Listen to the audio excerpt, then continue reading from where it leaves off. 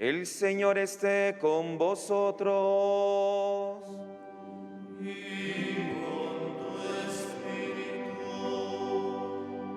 Lectura del Santo Evangelio de nuestro Señor Jesucristo, según San Juan.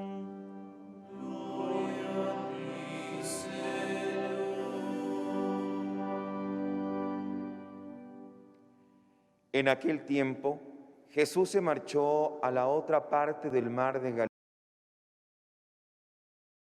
Galilea o de Tiberíades. Lo seguía mucha gente porque habían visto los signos que hacía con los enfermos. Subió Jesús entonces a la montaña y se sentó allí con sus discípulos. Estaba cerca la Pascua, la fiesta de los judíos. Entonces levantó los ojos y al ver que acudía mucha gente, dice a Felipe: ¿con qué compraremos panes para que coman estos? Lo decía para probarlo, pues bien sabía él lo que iba a hacer. Felipe le contestó: 200 denarios de pan no bastan para que cada uno le toque un pedazo. Uno de sus discípulos, Andrés, el hermano de Simón Pedro, le dice: aquí hay un muchacho que tiene 5 panes de cebada y 2 peces. Pero, ¿qué es eso para tantos? Jesús dijo: digan a la gente que se siente en el suelo. Había mucha hierba en aquel sitio. Se sentaron. Solo los hombres eran unos 5,000. Jesús tomó los panes, dijo la acción de gracias y repartió a los que estaban sentados, y lo mismo todo lo que quisieron del pescado. Cuando se saciaron, dice a sus discípulos: recojan los pedazos que han sobrado, que nada se pierda. Lo recogieron y llenaron 12 canastos con los pedazos de los 5 panes de cebada que sobraron a los que habían comido. La gente entonces, al ver el signo que había hecho, decía: este es verdaderamente el profeta que va a venir al mundo. Jesús, sabiendo que iban a llevárselo para proclamarlo rey, se retiró otra vez a la montaña él solo. Palabra del Señor.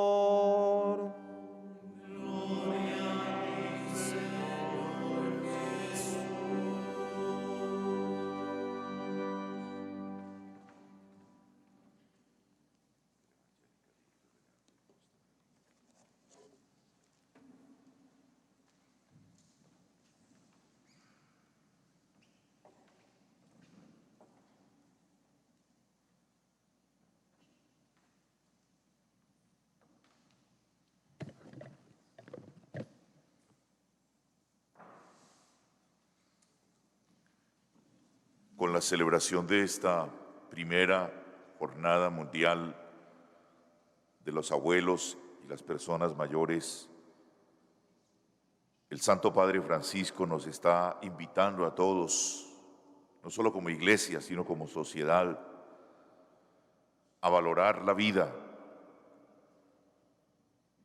de nuestros mayores, a reconocer el camino ya andado por ellos, a escucharlos, a estar atentos a su experiencia, a acudir a sus consejos.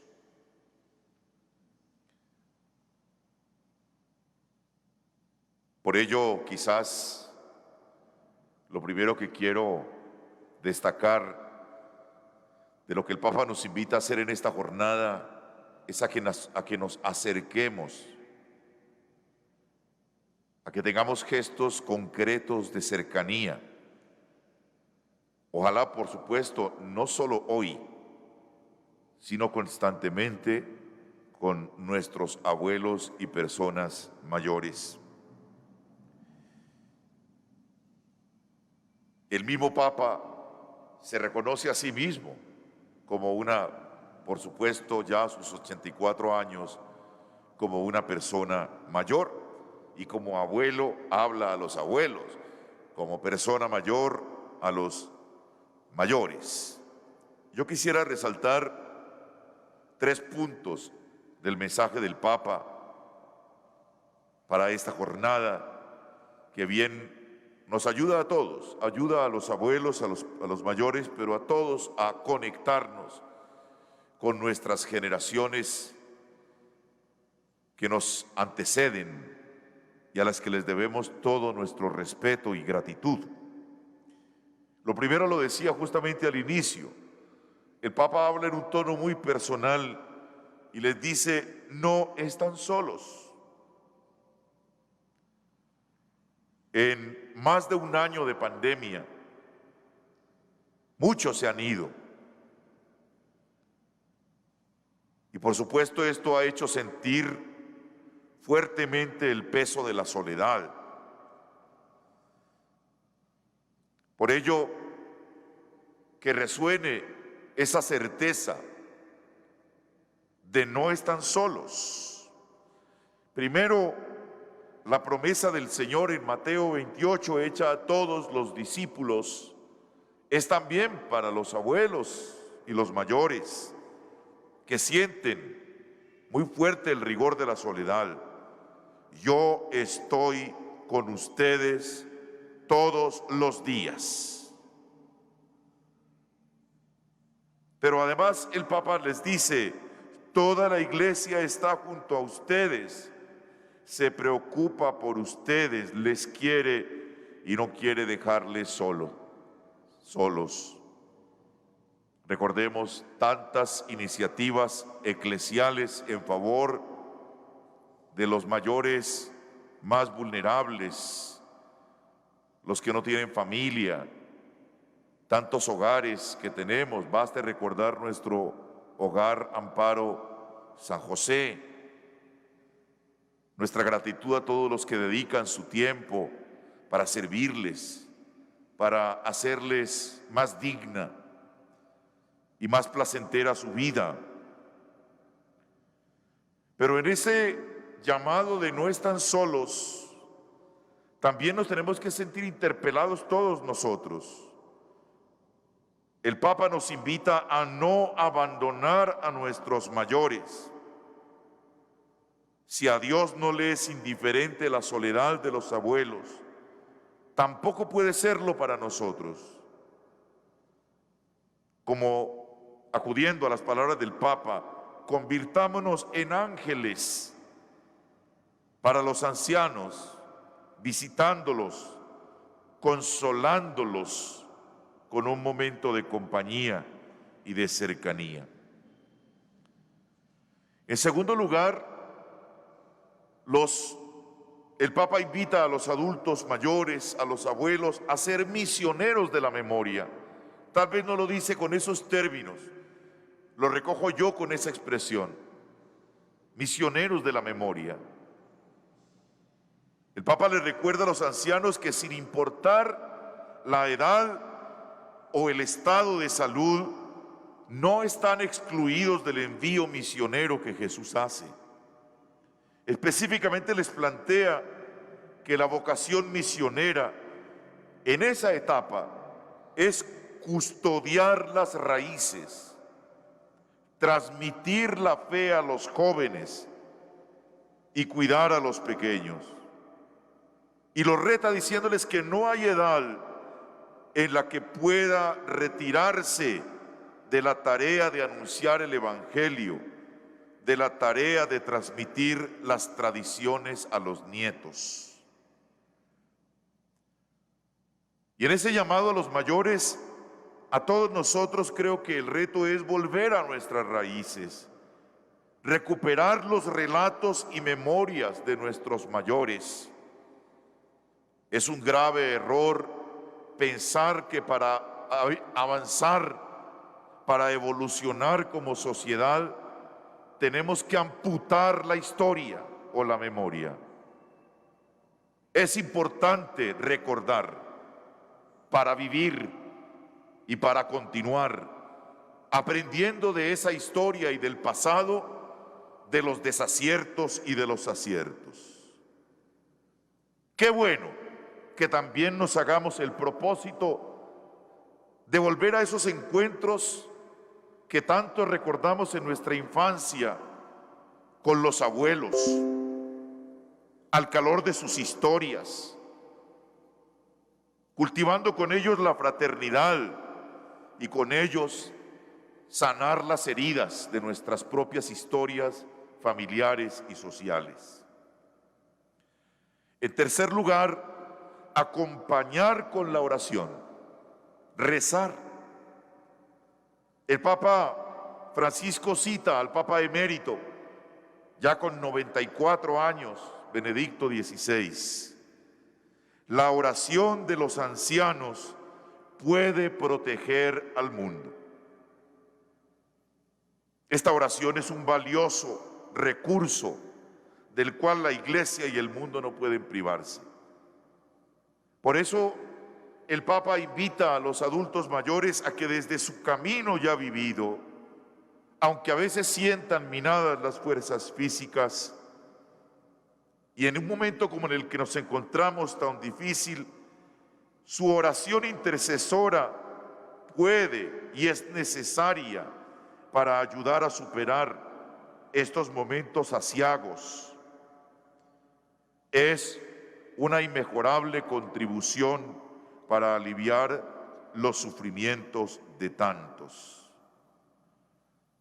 Y aquí surge un compromiso de todos nosotros.